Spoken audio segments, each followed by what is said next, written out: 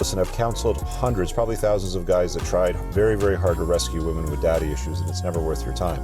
We got a requested video today from a gentleman from my community who was asking about daddy issues and what I think about dating a woman with daddy issues. And he said, would it be okay if she's working on it? So I'm going to read a segment here from my new book on that very item because I put it in the red flag chapter as number 1.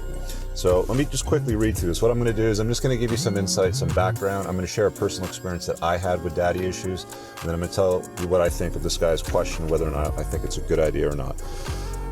Anyway, so let's go to the red flag part. If she doesn't have a friendly relationship with her father or had an acrimonious relationship with him growing up, then she's likely going to have some variety of a daddy issue with it. So it doesn't matter if her mom pushed her dad out of the house, or he was absent, or he was a piece of furniture. Either way, any woman that didn't have a solid relationship with a strong, masculine, virtuous father in life will not value a masculine, virtuous alpha male. I'm assuming that you guys are operating more on the the positive side of the spectrum. You're alpha, you're not a beta soy.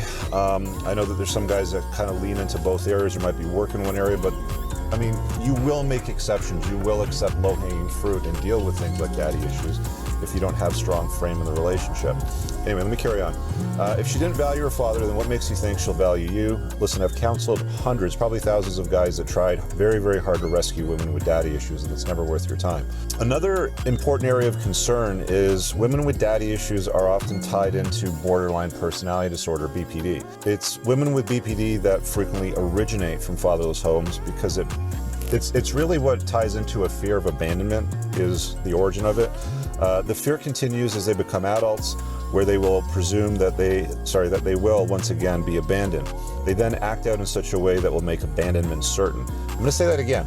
They will then act out in such a way that will make abandonment certain. This is one of the key areas with women with daddy issues is the BPD component, because it's like a ride or die girl. I mean, she's either all in, super hot and warm, lovey-dovey and all that stuff, or she can be frigid, cold, and wicked. So they usually operate in some crazy extremes.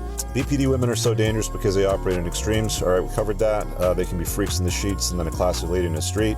A BPD woman can quickly go from hot to frigid cold. Okay, I covered that.